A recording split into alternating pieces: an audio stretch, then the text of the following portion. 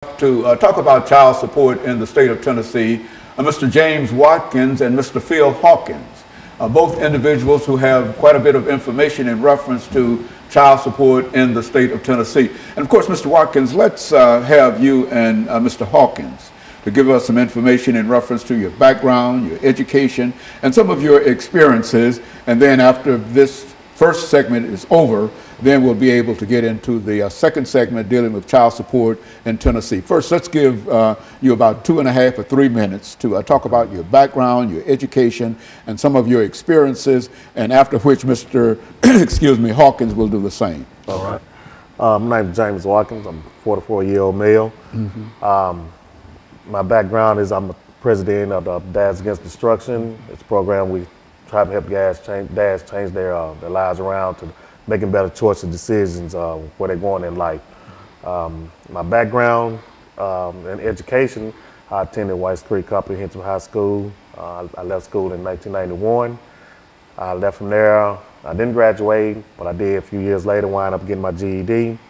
Then after I received my GED, I went on off to college in Flathead Valley Community College. That's in Montana, Kalispell, Montana.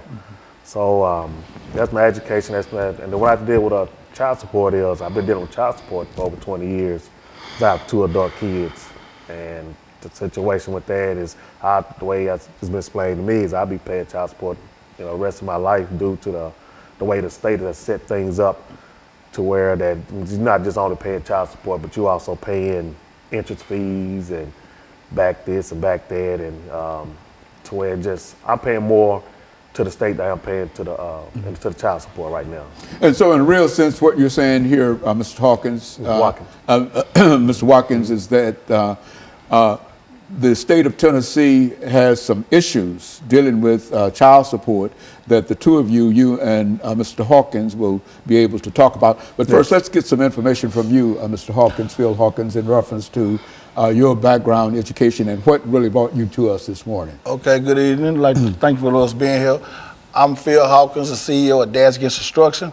What brought us here is that it's time for us to stand up, man up, and get this out. A lot of men don't even want to work no more these days. So we out here now trying to advocate for the men, to get the men back in the household and get the system back. Right now, the system trying to raise our kids, and it can't happen like that.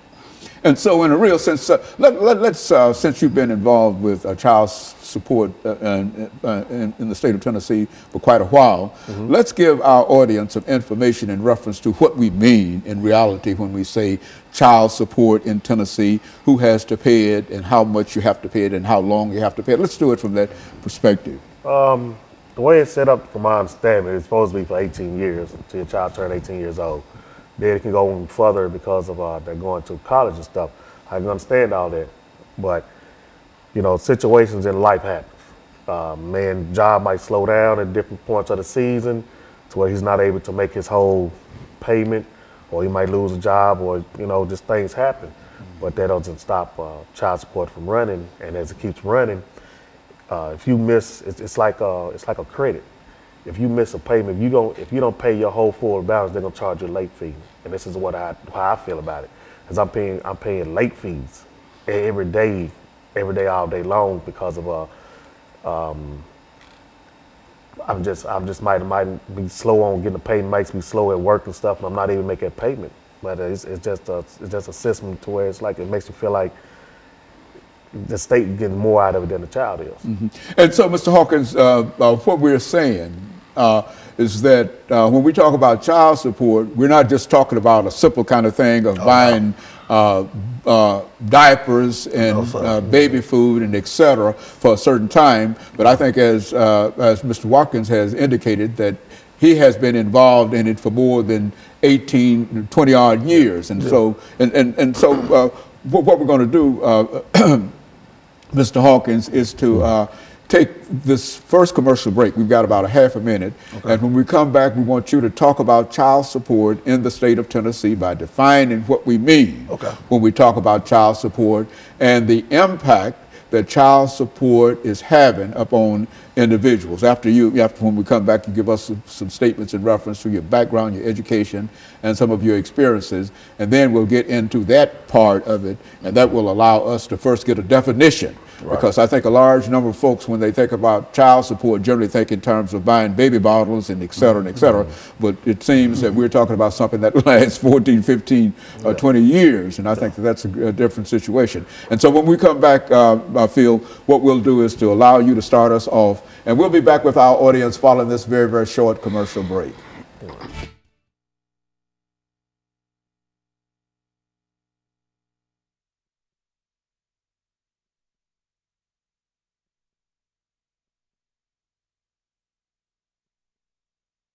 About child support in Tennessee. This is where you start, because you're going to have 4 minutes at least before you turn it over to him. You listen to what he's saying, and anything that you think that you might be able to elaborate upon or whatever, or to expand it or whatever. I'm learning something, because I was of the impression that child support, you know, I know there might be some situations in reference to it, but I didn't know it was a lifelong kind of situation. A judge told me, he said, you'll be paying child support the rest of your life. One way or the other. Yeah. Is that program? What he told me. Yeah, program where the man can't win. Well, that's what, if y'all see some problems with the issue of child support and et cetera, we're not talking about something that we're trying to neglect children or whatever, and et cetera. But what we're trying to indicate is that it creates a problem for... big problem. I'm out now trying to get a bill passed, a law passed, to give men 90 days. Okay. Okay, so anytime you're ready, though. Okay, so we're going to come back and...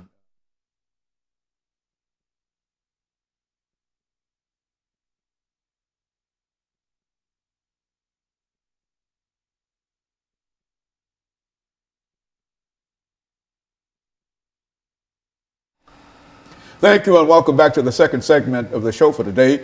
The topic is child support in Tennessee, and we have with us to talk about child support in Tennessee, Mr. James Watkins and Mr. Phil Hawkins. And so, Mr. Hawkins, let's see if we can get some information from you, because we were unable to get it the last time, from you in reference to your background, your education, and some of your experiences that led you to us this morning, and then make some statements in reference to child support in Tennessee, and then we'll move to Mr. Watkins and allow him to sort of finish this segment for the morning. Okay. Well, I came out of Glencliff High School, like my buddy here, didn't graduate, went through the system to graduate, get GED, and just got, you know, going through life changes, ups and downs. But we also been in the child support system, like he said, 20, 30 years, where we can't win, you know, and it's time for us to take back our stand on it. We keep falling for everything. We got to stand for something.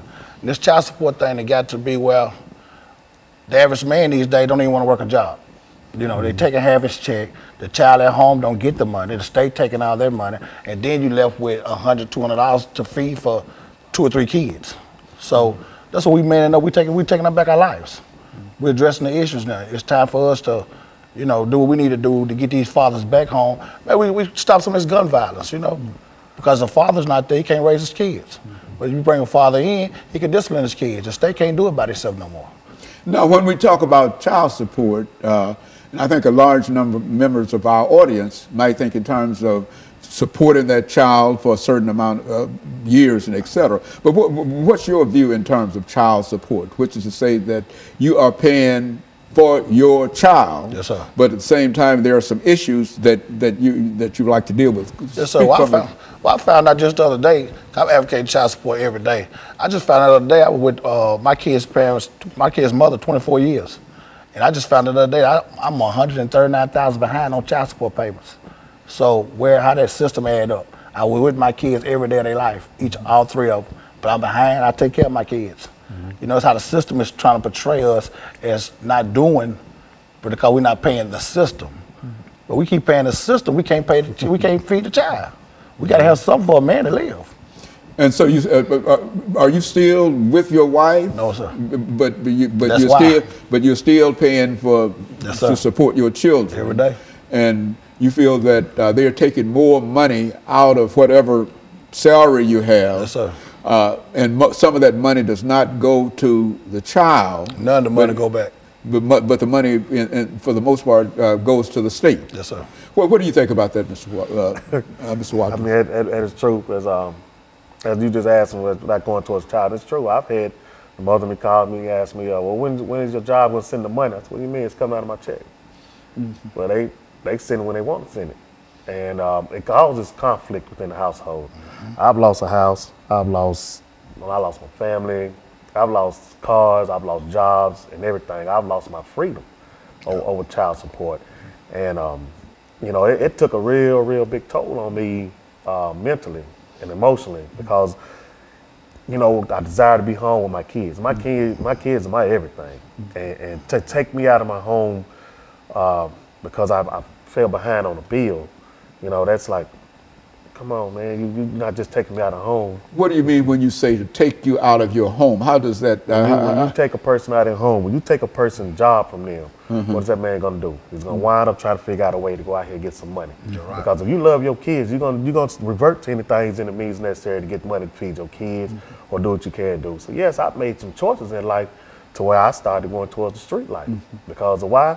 Because every time I turned around, I was getting harassed. I was getting harassed by the judges to the point to where they was like, well, this is the state law. So is it state law? Then okay, if I can't make this money, you taking all the money, my kids not getting paid, my lights getting cut off, this is happening. Well, I got to go out here and find another way to get this money because not only am I hearing from you all, but I'm also hearing it from her. You know, and when all that comes into play, it pushes a man outside that household to where he's looking to where, like, man, what am I gonna do? So when we sit up here and we look at these other young men out here on these streets and they trying to do different things, you know, when I talk, when the first thing come out of their mouth, man, I gotta feed my kids, man. And you know, it's like, that's where that destruction come in. So me and Phil Hawkins, we have been through it and we have fought through many things to try to maintain a fatherly relationship with our kids and everything, which we still do. Just because they took us out the home don't mean we still ain't in our kids' lives. But we still try to you know, educate the younger men, the future and everything to, hey, we're gonna try to get some help because I know where you've been, I know where you're going and stuff. So,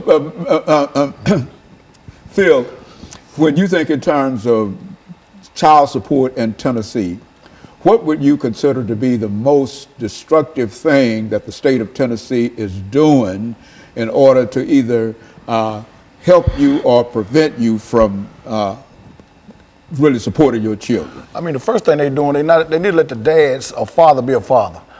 The state cannot raise or come in a household and raise kids.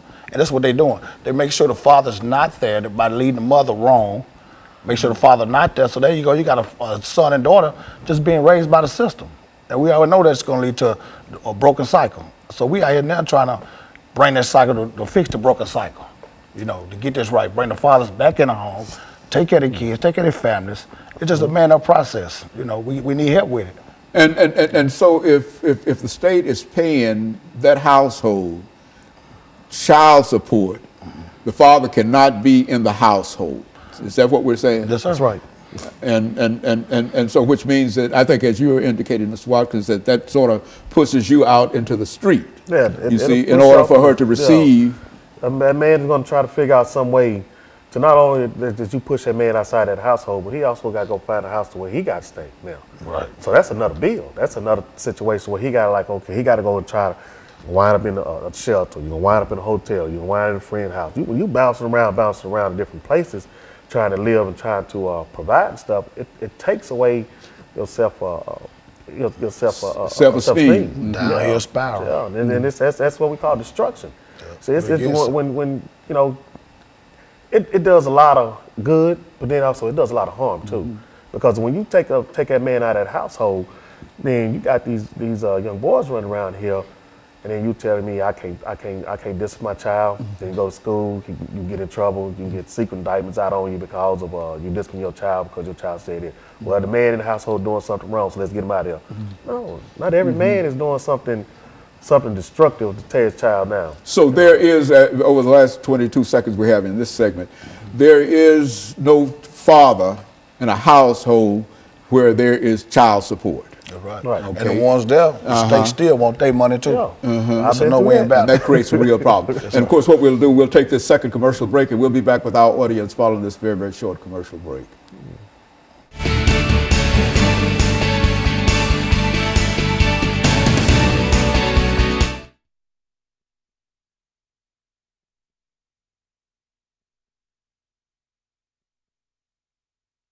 Whatever you want to say in reference to it, because I mean, a lot of folks don't seem to understand this. I mean, when we say that he has to pay child support, we only think in terms of whatever child support that comes in. But the state takes that money.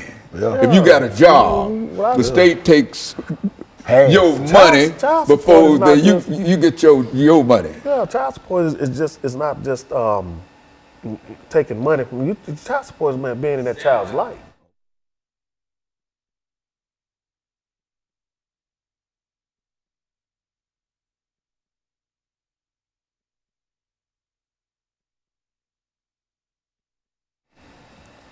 Thank you, and welcome back to the final segment of the show for today.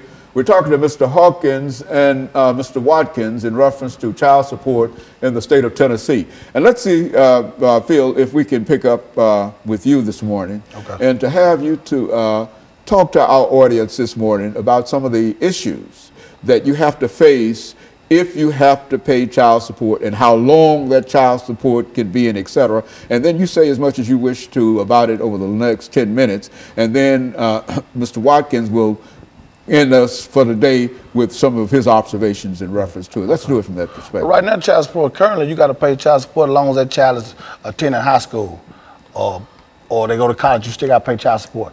And which in terms of that, it hurts the father, it hurts the whole family.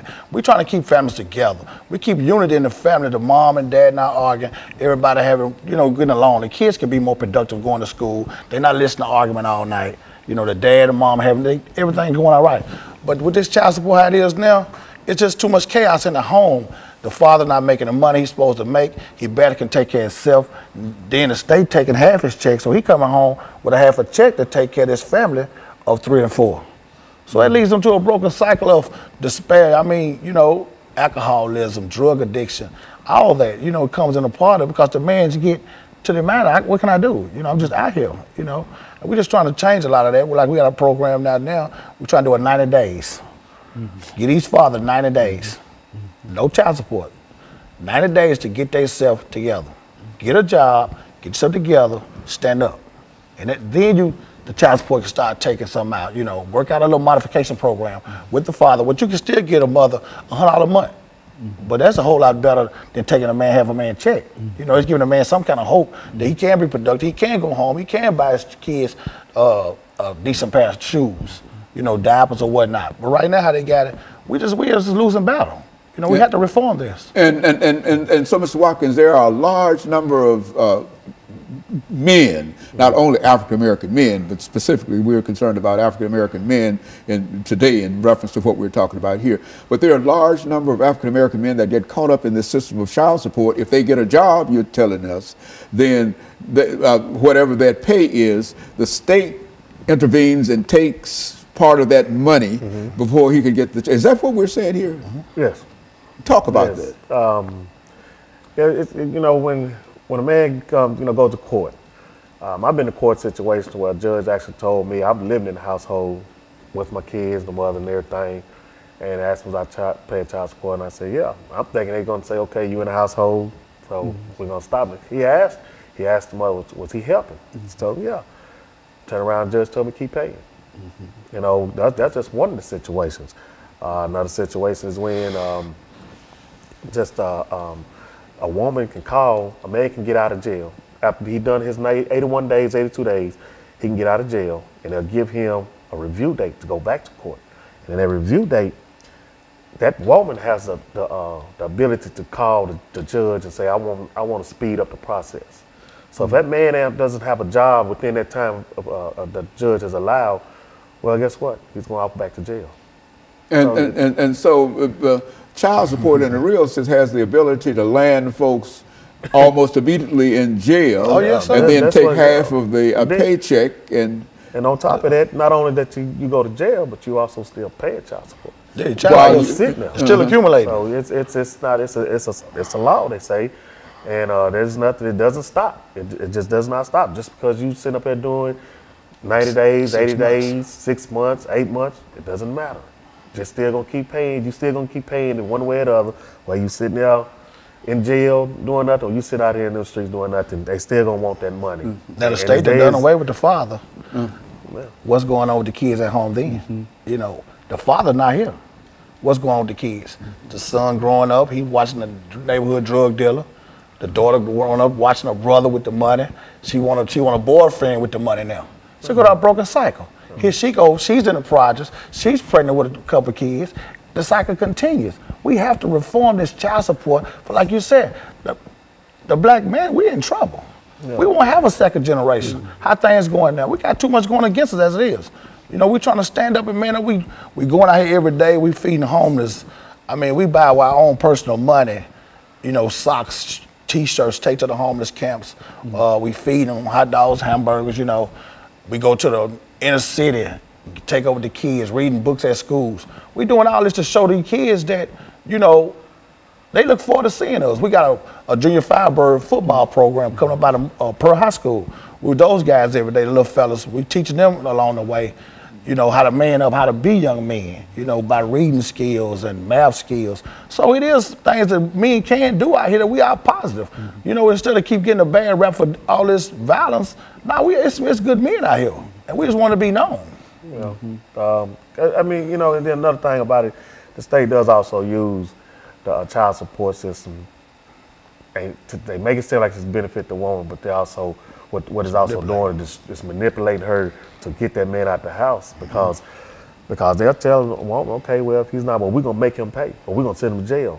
And by the time the woman's got fed up with so much stuff, you know, her mind is going in a whirlwind, and she's looking like, oh, what am I doing? What am I doing? So when the arguments start inside that household, when that fighting starts in the household, then that man is pushed out that household, and if he starts getting on his feet trying to do better, that woman gonna want a piece of it right now. And say, well, we need to go get it right now. So you got to give a person a chance enough to say, hey, okay, you got to let a man be a man and let him in his household and work it out. Because you keep pushing him outside that household, you just continue destroying that house. And when you do that, then that's when you're going to see a whole lot of jail system filled up. I look at this, you know, I think they building up another jail right now.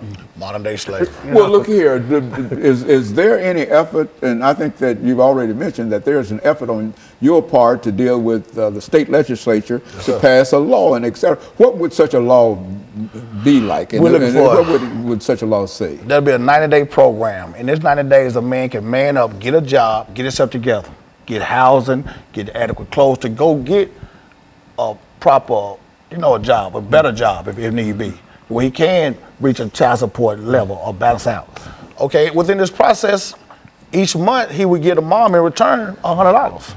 You know, he's trying to get himself back up, just redeem himself. You know, that's what we got to do. We have to have that 90 days before. They got a bill out now that's saying when you go to the custodial parent and y'all can make an agreement to pay your child support on time for a year, and they'll waive all your back pay. But these men need some immediate. You know, what if they don't have adequate shoes to go to an interview? Give them a chance to get on their feet where they can be productive citizens, and then go into it. A person who might be arrested, Mr. Watkins, we're saying, for not paying child support, that he serves his time, and as soon as he's out of jail, he's been in jail for whatever that time might be, and as soon as he's out of jail, he has to immediately start paying child support. That's right. Is that what we're saying? And that's why you feel that there ought to be some kind of reform within the system. Help us out. We gotta give us a time frame. You know, 90 days. We can get out, get on our feet, get a nice decent job, get adequate clothing. You know, to be productive. You just coming out of jail, you behind. You know, everybody needs a system. Sometimes there's a lot of men who didn't choose the right path, but a lot of men who have. You have men in the household that's all working, that's all taking care of their kids, and they still is in the child support system. You know, so it's a no-win situation for us. So it's a real problem when a mother decides that she's going to have that individual, her husband, to pay child support. That has created a real problem for him. Is that what? Oh yeah, because